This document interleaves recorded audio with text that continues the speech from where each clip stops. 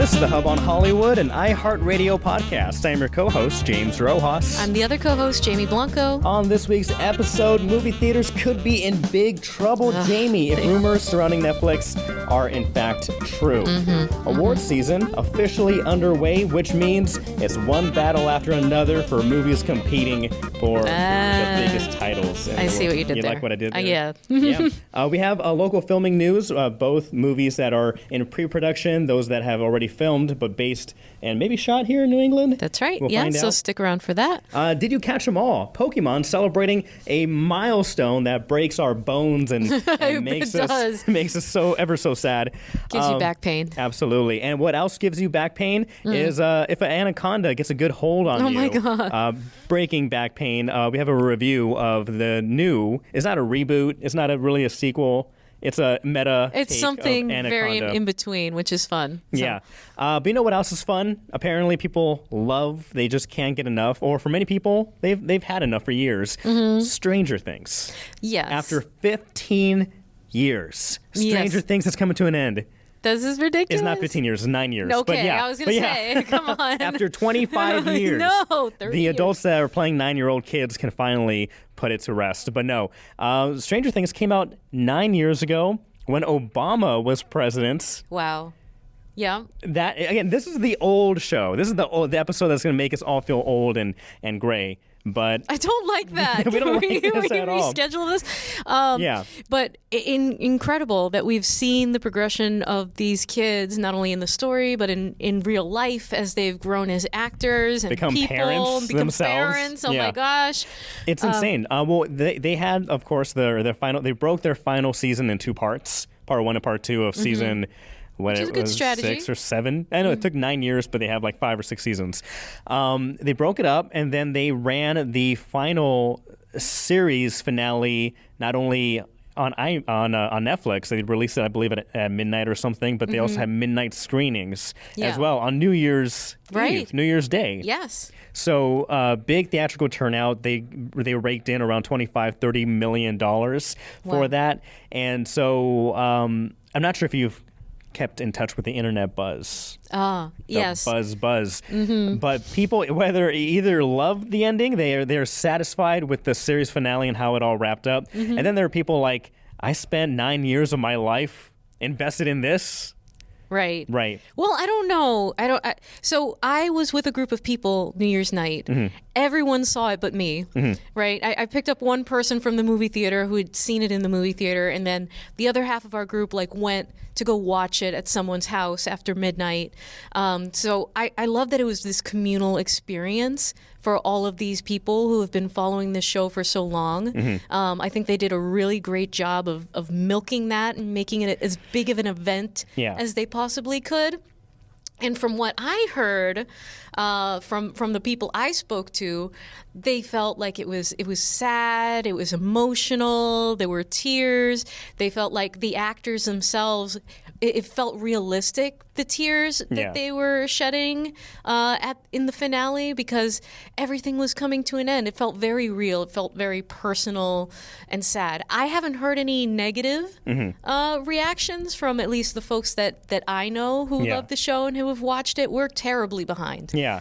Terribly. Well, you're only behind if you want to be in that race, in that lane. If you want to be if you're not behind if you don't want to. But for me, and we mentioned this before, but I probably watched maybe up till season 3.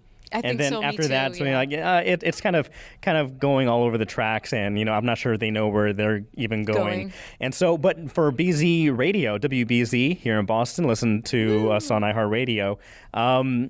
I talked to folks because there is that buzz online. Some people loved it, some people hated it, some people were overwhelmed, underwhelmed, or just whelmed. So I went out there and talked to folks like, hey, what did you watch it? And 2, what did you think? And those, the few that I did run into and they did watch it, that was it. One person said it was fine. I was expecting something more of Game of Thrones, where more people die, where they're more like you feel the stakes and everything. And then you have another person, no spoilers, but I guess, but I think it's all getting spoiled now. But another person said that they just felt whelmed. It was okay. Like it wasn't it didn't leave them as satisfied as they're hoping for after 9 years. And so I actually asked them, hey, so what are some other shows that you have watched that with the series finale, you know, you were left satisfied, or did it also like just not stick the landing? And one person said The Vampire Diaries. Have you watched that show? I've watched it, but not all the way through. Somebody is not happy with the series finale of that. They said, you know, after devoting so much time and effort, it's very disappointing when you have an ending that's just kind of like, that's it. That's all it culminates to. You know what? There's a show that I actually was not a fan of, but I thought the finale was phenomenal, and that was Dawson's Creek. My husband made me watch. Your husband's a Dawson's Creek guy? Yes. Oh my God. He loves Dawson's Creek and forced me to watch the whole show. But you know what?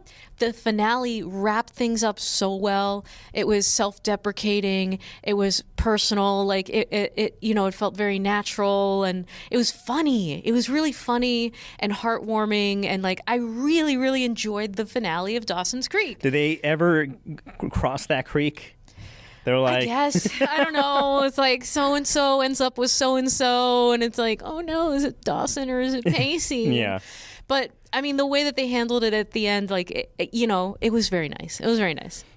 I was satisfied, say, with like Breaking Bad. That was a great series finale. Somebody mentioned that they watched Star Trek Enterprise, and the final episode of Star Trek Enterprise is the first episode of Star Trek like the Next Generation or something like that. And so it's kind of like a time loop of sorts. And so they said that ending has their friend group divided. But that got me questioning, you know, hey, those who are listening and watching to the podcast, what show is your show that left you either utterly satisfied, no notes, you know, you could put that show to rest happily, or which show did you dirty, did you wrong? Maybe it was Stranger Things. Comment down below and let us know. But speaking about Netflix, of course, they had a big day on the streaming services. They had a big day at the movie theater, but they want to limit your days. Greedy. They want to limit the number of days you can watch Warner Brothers movies if they do acquire a deal with purchasing the studio. And that is if these rumors, these are all rumors, all allegations, but there are rumors that Netflix has settled for a 17-day window of a theatrical release for any Warner Brothers movie. Don't they have enough? That's wild. 17 days is wild. Yeah. And the thing is, if this is true, the CEO of Netflix is kind of appears to be lying, because a while ago, a couple weeks ago, when this rumor came out, he said, "No, we're not gonna do a 2-week." Technically, he's not lying. It's a little more than 2 weeks of a release date in theaters. But man, a 17-day run in the movie theaters before it gets pulled onto streaming. That's wild. Nobody will be able to see the movie. Okay? Unless you sign up to Netflix with their new upgrade plan. No, but it's awful because, you know, we both have kids, right? You can argue. It takes time. Yeah, you can argue. Well, this is easier for you. This is easier for you. No, you can just stay I don't home. want that. I don't want the crappier experience. I want the cinematic experience. Wait for me, dude. No, you got to give people that window. You got to give them that time to actually get out there. People have lives. They work. And it doesn't mean that just because you have life and that you work and you can't get out to the theater that you should miss out on that experience, on the movie-going experience, on seeing it on the big screen. Yeah. Like, don't take that away. Don't stop being stingy, okay, and greedy. And don't you have enough, Netflix? Allegedly. Don't you have enough? Allegedly. Stop it. Just stop. Yeah. So these rumors continue to swirl, and until the ink is dried on the contract or deal, then will we really know what they've decided. But a 17-day window seems bonkers, absolutely bonkers to me. Jamie, you know what's not bonkers? Guess.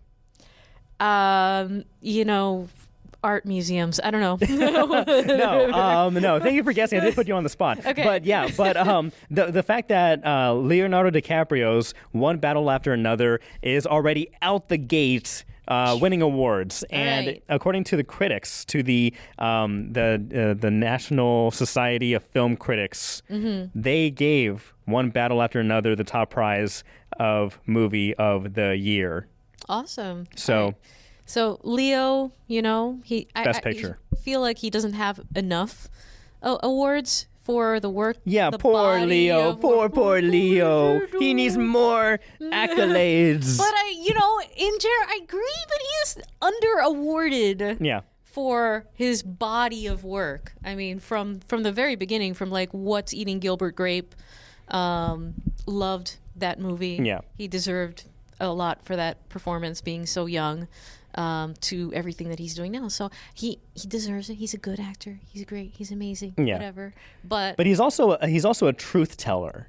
He tells the truth through his films, right?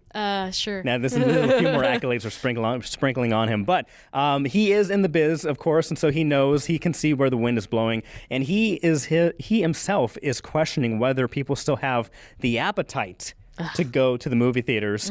He actually says that cinemas may become just like jazz bars, a very like niche thing where not everybody goes there, and they said that people are just maybe potentially tired, and there's some data that supports that theory because according to Deadline, the movie-going attendance for 2025 saw a 5% decrease from the year before.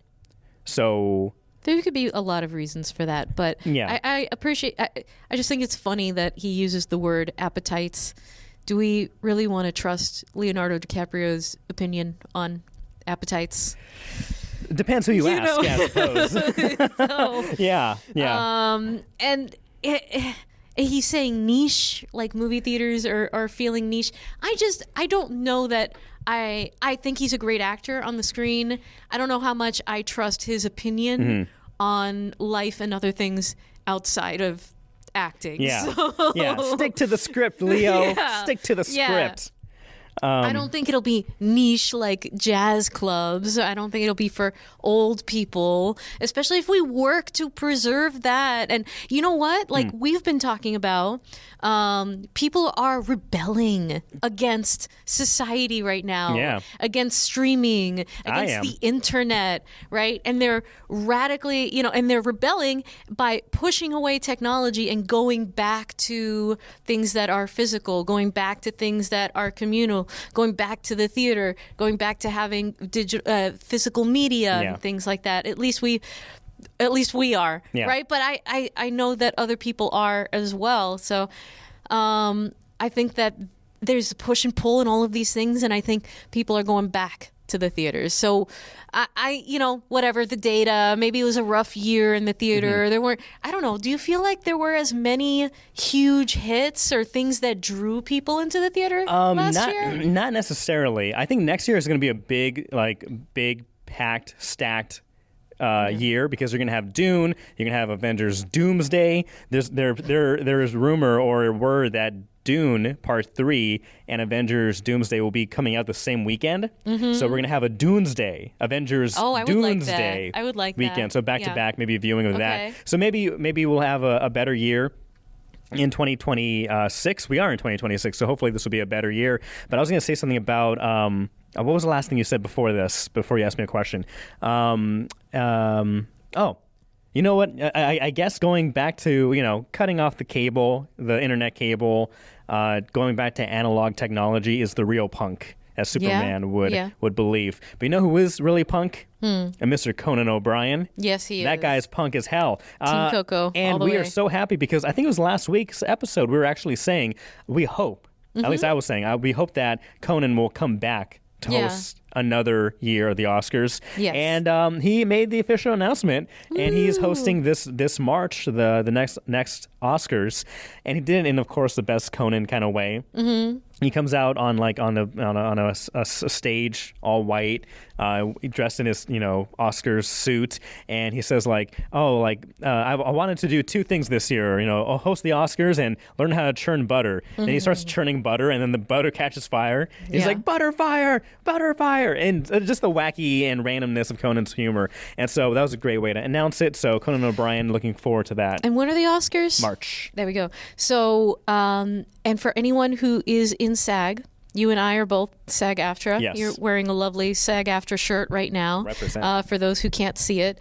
Right, Oscar season, voting season. The SAG Awards are March 1st, before the Oscars. But until the Oscars, anyone with a SAG card, with a SAG-AFTRA, who's a member of the union and can show their card at the Legacy Place, the Showcase Cinema at Legacy Place in Dedham, you can watch movies for free. All right. Heads up to, thanks to Tony Suhu who let me know about that. But yes, actor Tony Suhu, our man on the ground, all right, letting us know things. So you can watch movies for free all the way through the Oscars. If you don't get your screeners or whatever, you want to go see it in the theater. All the screeners really cool. now are digital, so they send us. Back in the day of we used to get DVDs. I have like old DVDs of screeners from shows and movies, like in my drawers and whatnot. And no longer they just send you a link. How boring is that? It's pretty. I want to put something in to my DVD player, which I bought my wife a DVD player for Christmas. Oh, nice. So. So again, we are the real punk over here. Going back to CDs. Right. That's right. That's how that's how it's supposed to be. Oh, DVDs. That's how it's supposed to be with DVDs. But you know what else is supposed to be? Massachusetts is supposed to be the home of filmmaking in the future of cinema. That's right. So much so that we're getting productions left and right and left, up and down. It was a really great year last year. Yeah, and we're looking at another good year. Exactly. So pre-production is happening on a feature film that's going to be getting underway on the Cape. This is called Play the Edge in Chatham, right? They're going to be filming for 20 days in downtown Chatham. It's a crime thriller directed by award-winning Boston writer Peter Horgan, who we should try to reach out to and get on the podcast. The film will shoot, as you mentioned, 20 days. They are actually currently in pre-production and seeking supporting and lead roles, as well as a few production roles. So if you are in the New England filmmaking industry, check out local listings, local casting news, and try to see if you can get some work on Play the Edge. That is right. What's that ice hockey but also figure skating romantic rom-com movie that came out years ago? The Cutting Edge. The Cutting Edge. I was like, Play the Edge. The Cutting Edge. The Cutting Edge. The Cutting Edge. I love that movie. I saw that once as a kid. I think we talked about it before too. I think I saw it once. And from what you remember, would you recommend? Absolutely. I love that sequel? movie. I don't know if Play it's a the sequel. Edge is But there is a log line. There's a description of what this movie is about. And it's about a down on his luck pizza chef, Cam, sets his boss up for a robbery on Christmas Eve. 30 minutes before the armed robbers arrive, Cam hits the lottery. And what happens when you try to stop a crime that is already in motion? So excellent. Sounds fun. Sounds funny. Yeah. And not only that, but we've also got our first look at something that was produced here last year and is going to be coming out soon, Widow's Bay. And that is going to be coming out April 26th on Apple TV Plus. Nice. Very exciting. It is about a feeble mayor of a cursed island town who doesn't listen to the superstitious residents of his town about this curse. We did casting news on this, didn't we? We did. We brought you plenty of casting whenever this was shot predominantly on the North Shore, Boston. So very exciting to see this. Yeah. A lot of local principals, a lot of local talent in the background. So it'll be exciting to see this one when it comes out April 26th. I believe they're going to be doing another season as well. So looking out for that. It'll be called Widow's Bay to Bay. Tubi. Is it going to play on Tubi? I pray. Tubi. Oh, speaking about Apple TV, though, there's a new show on Apple TV that people are raving about. What? Do you know what it is? Let me look it up real quick. Apple TV, new show, rave. Pluribus. Have you heard of Pluribus? No. Pluribus is getting, I don't have Apple TV, but like it's one of those things where like, you know what, maybe this is worth subscribing for a month or so. But Pluribus is an American post-apocalyptic science fiction television series created by Vince Gilligan, another of Breaking Bad and Better Call Saul. So a lot of, it's a black comedy drama. A lot of buzz around this show. So one thing to to look at. If you've seen Pluribus, let us know what you think without spoilers, please. And what we will try to do now also is tell you about a couple movies without spoiling it for you. Because I don't know about you, Jamie, but I actually enjoyed Anaconda. The Anaconda. Don't want none. Yeah. Yeah. I enjoyed it too. We both actually saw this for once. Yeah. I don't know how your feed, whether it's Instagram or TikTok or YouTube, has been over the past 2 weeks, but I've been inundated with Jack Black and Paul Rudd, just clips, interviews, them doing challenges for not hot ones, but shows like that on the internet. And I love this pairing. I love Jack Black and Paul Rudd working side by side. Yeah, they're a perfect match together. Yeah. Yeah. I agree. I don't think that Paul Rudd gets enough credit for his comedic chops. Yeah. And having him next to Jack Black is just...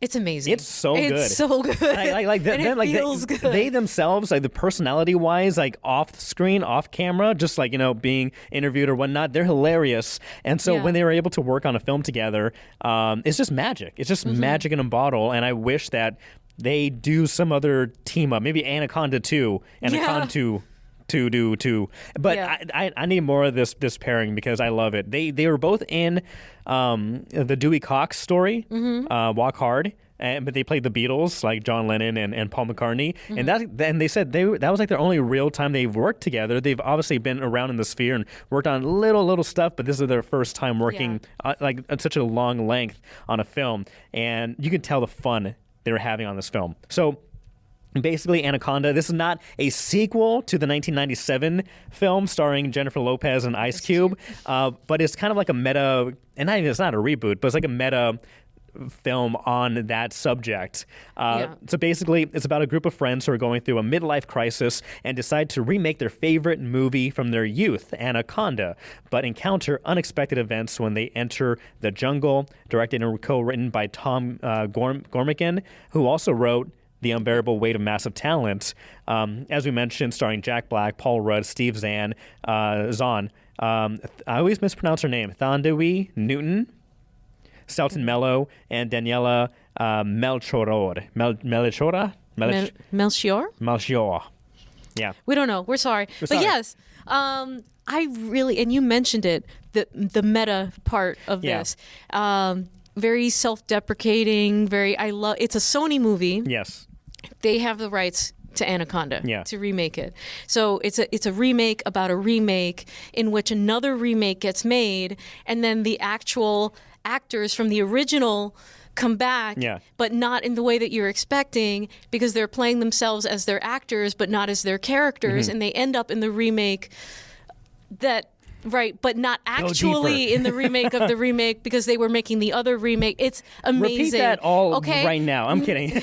No, but this is actually, so this reminds me of very much of course, Tropic Thunder, which Jack Black also starred in. And Jack Black, in all his countless interviews I've seen recently of him, he said that, when he was presented this script, he absolutely loved it, and he loved working on Tropic Thunder so much that this kind of another film, looking at the meta making of a film, being in the film, getting caught up in the actual real life story of it, was very enticing. And so he heard that Paul Rudd was also getting tied to it, and so they made a quick phone call like, hey, are you part of this really? It's like, yeah, I am. Like, okay, I'm in. So they talked for 10 minutes on the phone, then they were both on board immediately.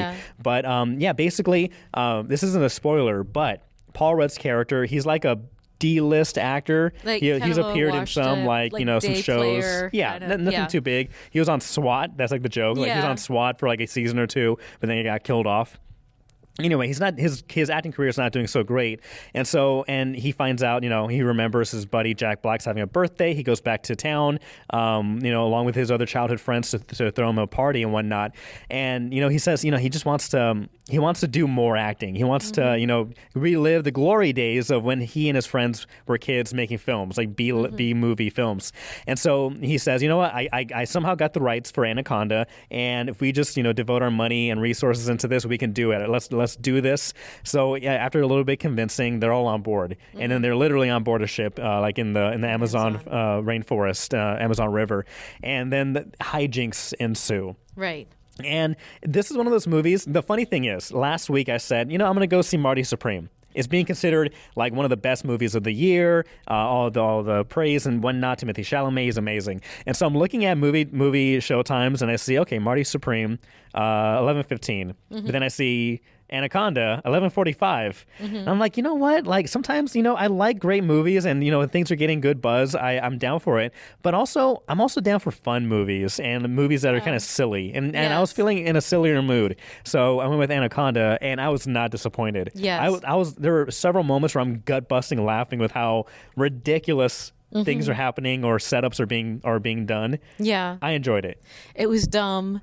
It was fun, but it was also good. Yeah. But it was also good. And if you're in acting whatsoever, like this was a great movie because it has all of the characters. It's, the writer, the washed up actor, all of the jokes about getting things made and how difficult it is in the industry and all of that. So it was really, really, I felt like extra fun for me. Being in that industry. So, but I think anyone in the general audience could enjoy it as well. Yeah, I think you can tell how much fun the cast were actually, the real cast of Anaconda were enjoying making this film.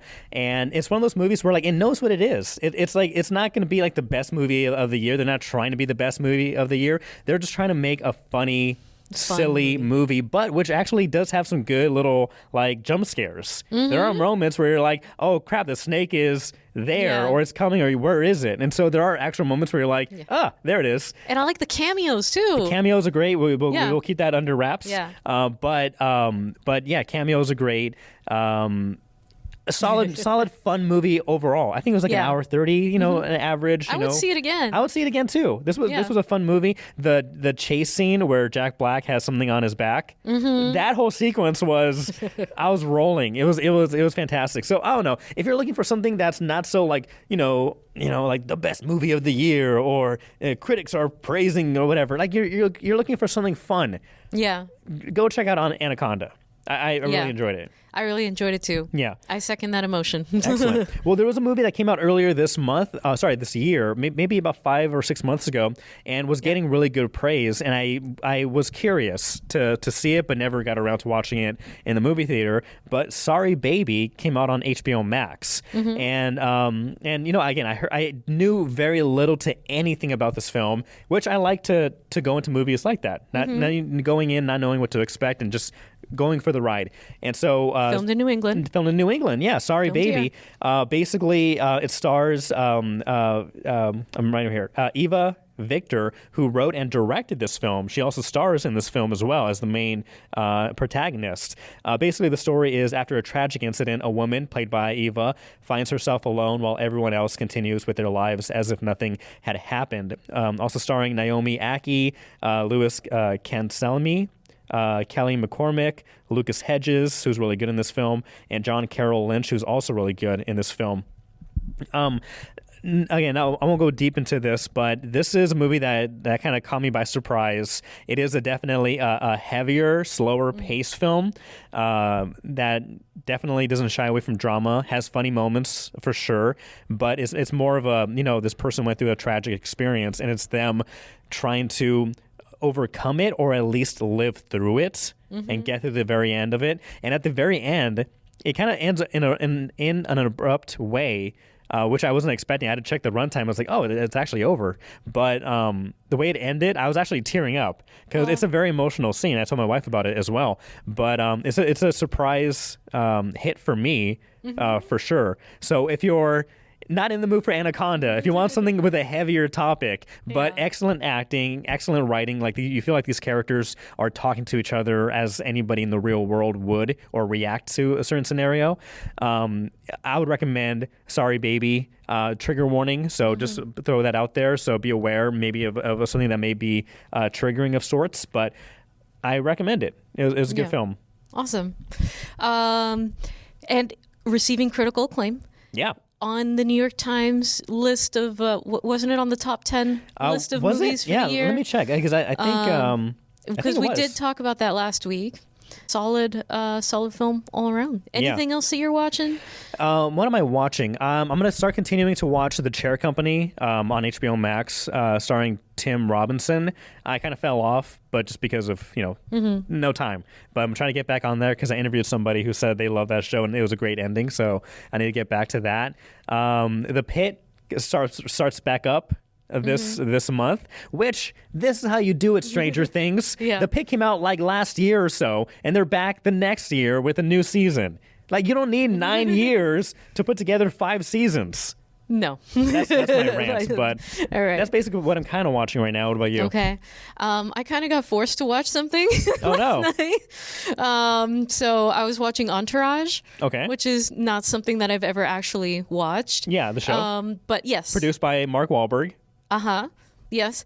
And I had never seen it before. Never seen it before. I kind of got dropped in the middle of it. Yeah. And I guess the best way that I could describe it is like Sex in the City, but for men. Yeah, I used to watch it. Yeah, I didn't watch it like religiously or like every season, but I watched a good majority of it. Yeah.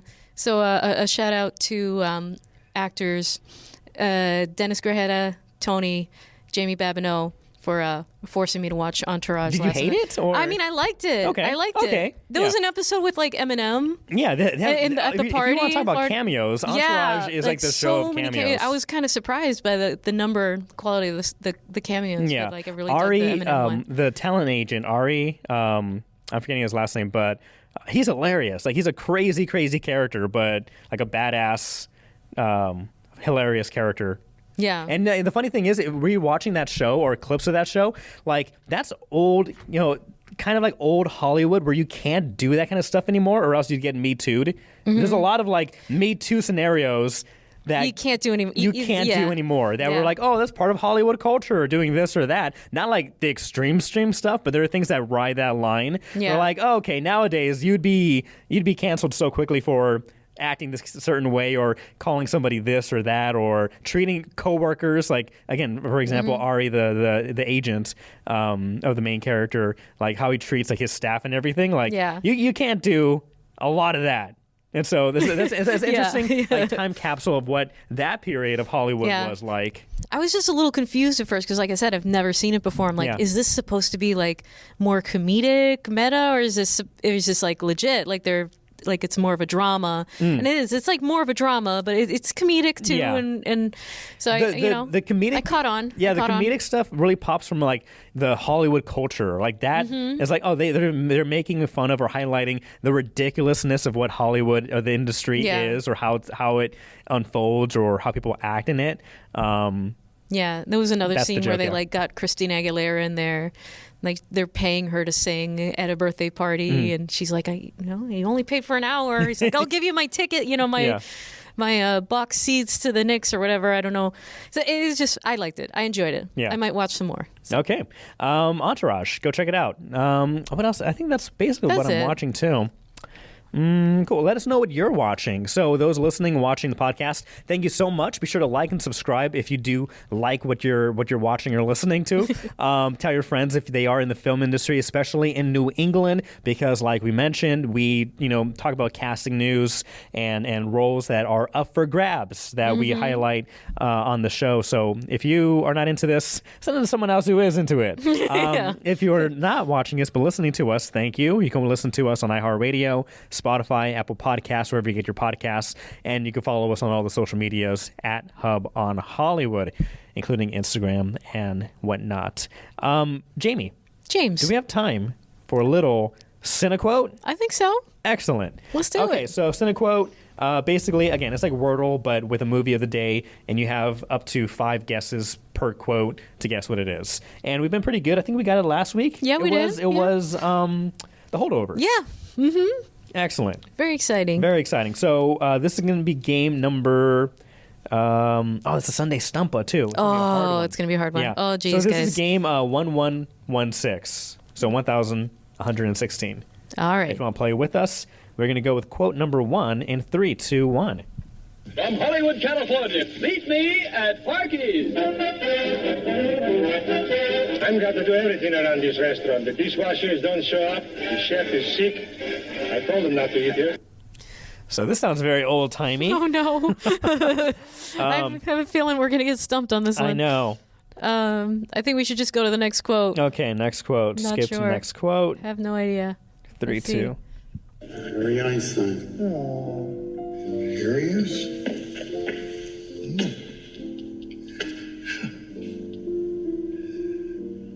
I miss him. That sounds a little more familiar. Yeah, I think maybe that was like an old-timey clip in a movie that's a period piece. Okay. I'm not sure. All right. Next quote. Let's keep going. Maybe number 3.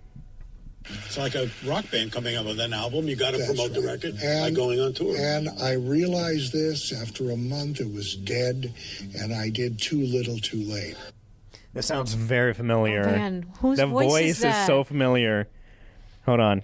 It's like a rock band coming up with an album. You got to That's promote the right. record by going on tour. And I realized this after a month. It was dead, and I did too little, too late. Who is that? That sounds I so know that familiar. voice. I know. I don't know. This is a stumpa. Oh, jeez. All right. Let's go to the next one. Oh, my goodness. my Okay, God. next one. We can do this. Let's see. I had a very famous agent, and he said to me, I don't know why you always take the hard road. Yeah. And my answer was, you think I see 2 roads. And I don't. If there was an easy road, I'd have a house there.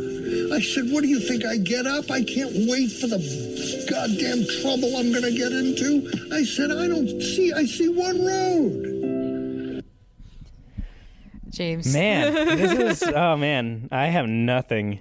How about you guys listening / watching? Yeah. Any ideas? Any ideas? Let us know, because we need help. Our record. Oh, goodness. Okay, last and final quote. Let's see. This is it. He suggested, well, we could get together. It's like a documentary. You know, if that's yeah, not a it good does, time for you, you can say no. He said, you won't be hurting my feelings. That's Conan. He said, I left my feelings on the Warner Brothers lot in 1978. That's Conan. I think he unapologetically played to the band, you know, which was cool. If you were watching it, you enjoyed it because if you got it, you really felt special. Just fearless, funny. He's so hot. He got a wife? Yes. Yeah, okay. Well, you know, I was gonna offer up my uterus, but I see. I'm cool. If I could get one tattoo, maybe I'd get the nest egg tattooed somewhere on my body. He will always be a filmmaker's filmmaker. You'd have to put him with Woody and Chaplin and those people who controlled all parts of their film, who made it an extension of themselves. So it's like it's a documentary, of course. That's first voice was Conan O'Brien. So these are all comedians or filmmakers talking about somebody. It sounds like a movie probably talking about, and I'm blanking on his name. The director of Blazing Saddles, Spaceballs, Mel Brooks. So it sounds like a Mel Brooks documentary. That's what I'm gonna guess. Like something about Mel Brooks. But the documentary would maybe be called Mel Brooks. No.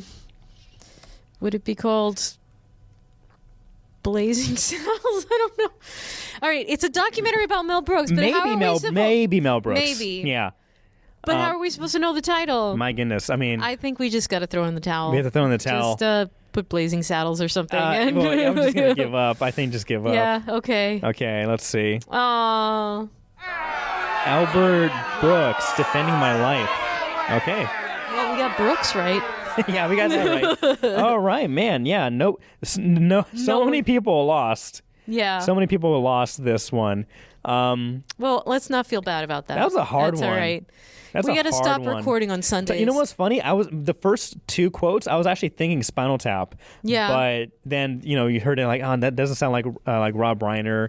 It doesn't sound like the actors playing the band. So, man, that was a toughie. Yeah. Quite the stumpa.